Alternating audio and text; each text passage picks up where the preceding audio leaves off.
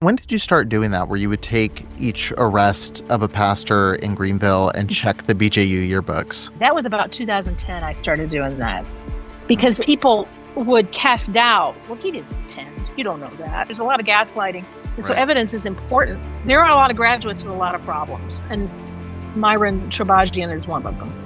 Hey, everybody. Welcome back to the Preacher Voice podcast. My name is Eric Skwarczynski, and if it's your first time tuning in, I am a former member of the Independent Fundamental Baptist movement. And on this show, I shed a light on the dark side of the church from the pulpit to the pews.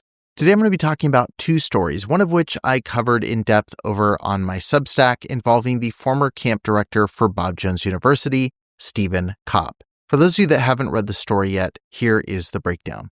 On July 16th, 2025, Fox Carolina reported on details surrounding the arrest of a former Bob Jones University employee named Stephen Kopp. According to the reporting, Kopp was the director of BJU's EduCamp from 2018 to 2024. The EduCamp website says it provides a friendly and fun summer program for campers to experience God, develop life skills, and consider possible career pathways. It appears to service campers from 4th grade on to seniors in high school.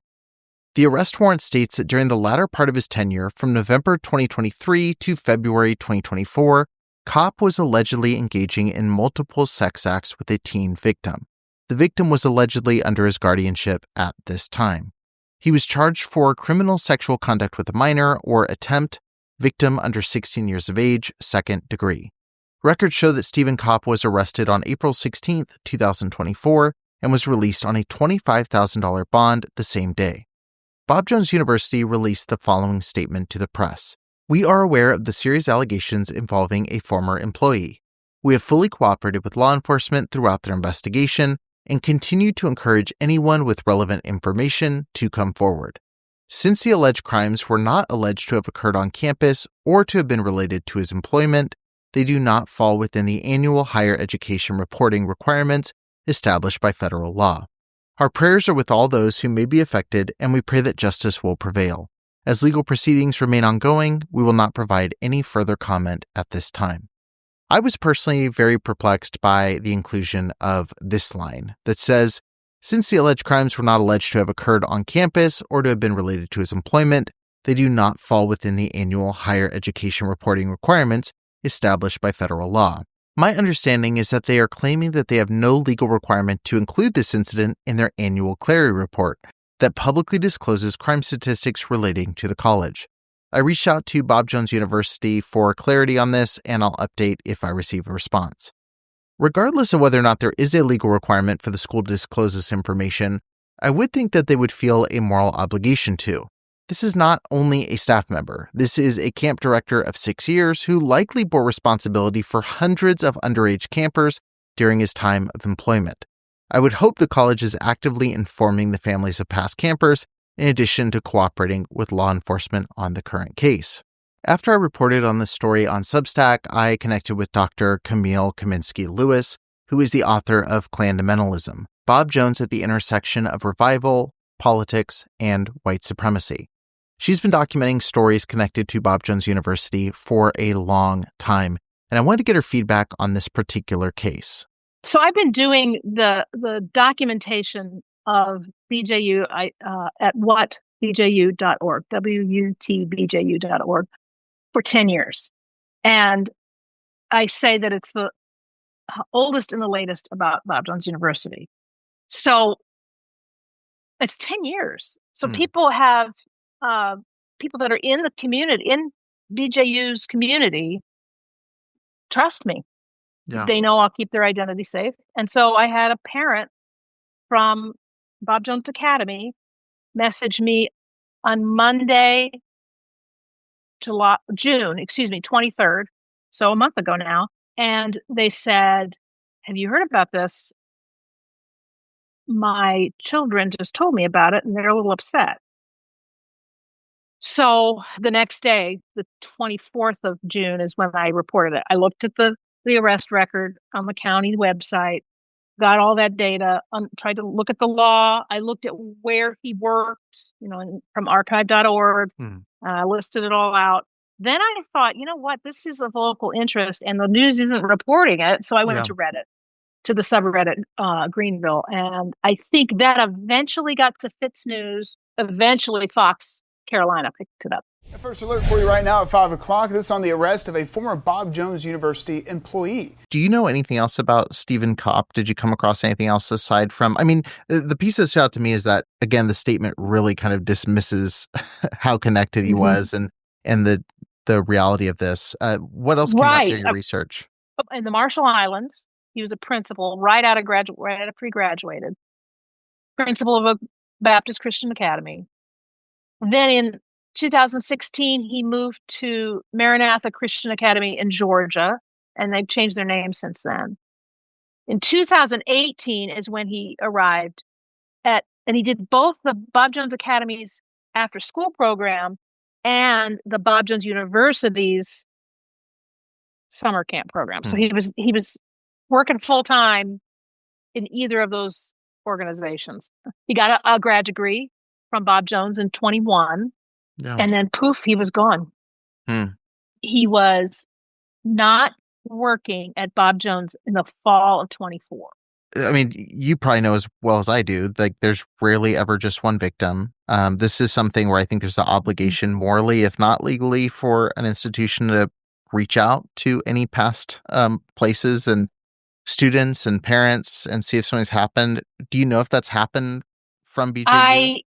They have not reached out to the parents in any way. That was why my initial contact from June 23rd was so upset. Is there anything else people should know about this particular case that comes to mind, or anything that you think didn't make it to the local reporting that you wish would, aside from obviously the main story, but to the ones that have reported, what are the missing pieces here? Here's what I'm concerned about. People have said to me, he was acting creepily.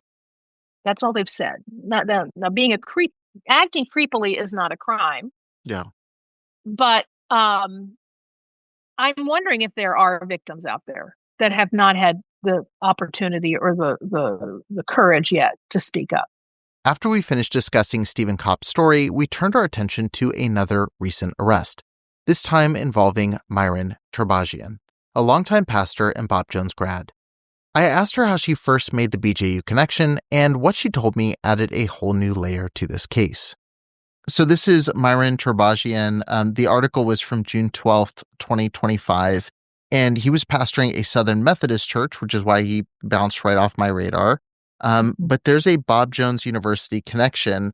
Right. First and foremost, how did you realize there was a Bob Jones connection? I honestly don't remember exactly with this. If someone said, hey, I think this is someone you should look into, if they notified me, or if it was my usual every local arrest, I check to see if this person attended BJU. When did you start doing that, where you would take each arrest of a pastor in Greenville and check the BJU yearbooks? That was at least, that was about 2010 I started doing that. Because it was, people would cast doubt. Well, he didn't attend. You don't know that. Well, there's a lot of gaslighting. You know this. There's a lot of gaslighting. And so evidence is important for us all to know, yes, this person attended. No, this person didn't attend. And, there's a lot of people that have been rumored to attend different institutions over the years, and I would check for that too. Do you know how many people you've found that were indeed in the yearbooks? Oh, what a great question. No, I don't. I could look that up for you. Wow, no, I don't know that. I was curious when you said that before. No, it's okay. Before we hit record and you mentioned it, I was like, I wonder how many names have. That's I don't even know. I could look. Okay. They started in full force in 2013 when the executive vice president for academic affairs at Bob Jones, Gary Weir, went on a talk radio show and said that BJU was safe for families, and the proof is in the product. Well, that's not a good thing to say. It's a university, first of all. It's not It's not oriented toward families. Right. It's not directed toward families. That's one problem. But, there are a lot of graduates with a lot of problems. And Myron Trabagian is one of them. This story came out, and this is something that was a decades-long series of crimes. Abuse began in 1980, and they list out a long list of abuse. So right now he's facing multiple charges, and the list of things that he's facing are 3 counts of second-degree criminal sexual conduct with minors ages 11 through 14, 3 counts of incest, 1 count of second-degree criminal sexual conduct, 14 counts of placing a child at risk, harm, or abandon, 2 counts of second-degree assault and battery.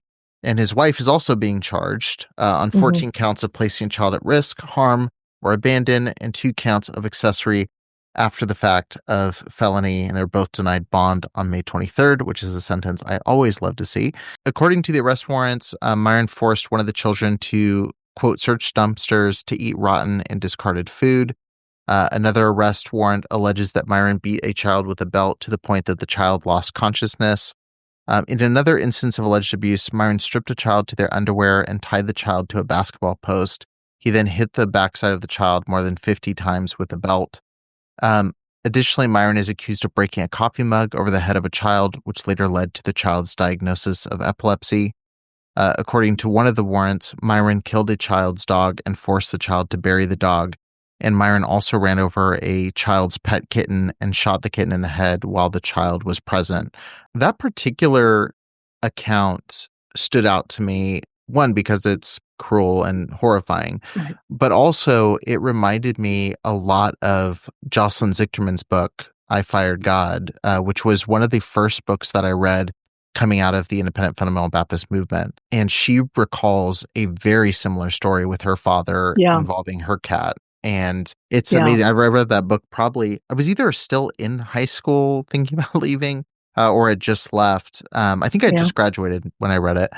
And it kind of shook me how similar those 2 stories were. But the cruelty is just, is the point, is how the expression goes. It's just mind-boggling, Authorities accuse Kathleen of putting the children to risk by not doing anything to stop or deter her husband's alleged actions. She's also accused of forcing a child to eat an entire bar of soap, causing the child to be sick. And in another arrest warrant, Kathleen is accused of striking a child in the head with a skillet, leaving visible bruises and head trauma. And then it adds a note here in the article, if you're listening, YFF News 4 has chosen not to release the details of sexual allegations. So, I will add a detail here that we alumni have, I'm going to send you the link, have digested after the story came to light. One of the things that I do, here we go, every year is try to remember at the end of every year, try to remember who died. WutBJU alumni died the previous year.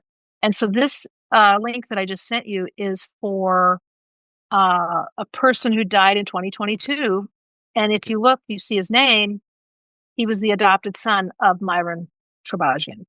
Interesting. And he died by suicide. The article had said that all the male children were subjected to physical abuse. All the female children suffered sexual abuse. 2 of the victims who were children during the abuse are now dead. And so the link you just sent me is for one of them. Right. Right. So it feels heavier to me. It just and closer. As we already alluded to, back in 2022, Jonathan David Vallely's obituary did not make headlines. But now, as I read it with the full context of the recent charges, it adds another heavy layer to an already painful and horrible death. The obituary openly acknowledged the abuse and trauma that Jonathan experienced in childhood. It also said that he became the first male in the state of South Carolina to adopt his wife's name, officially making him Jonathan David Vallely. I think that statement says a lot in retrospect. He battled addictions and trauma his entire adult life, which ultimately left him homeless and unrecognizable before he ended up dying by suicide on April 26, 2022. This story is, of course, heavy and uncomfortable, and it should be. I know a lot of times these episodes can just feel like more of the same, but this isn't just about headlines and arrests. There are victims out there paying the ultimate price, many of whom will never get to see justice. So let the weight of this episode be a reminder to you that these stories matter and we need to keep telling them. I want to take a moment and honor Jonathan's life and end with this quote from the obituary that reveals his true personality. The authentic John could put a smile on anyone's face, sell a bikini to an Eskimo, and love like no other. He'll be remembered as a jokester, a lover, and one with charismatic soul, with a love for fishing, boating, singing, playing games, and spending time with his family. If you or someone you know is struggling, please know you're not alone. You can call or text the Suicide and Crisis Lifeline at 988 anytime to talk with someone. Help is always available.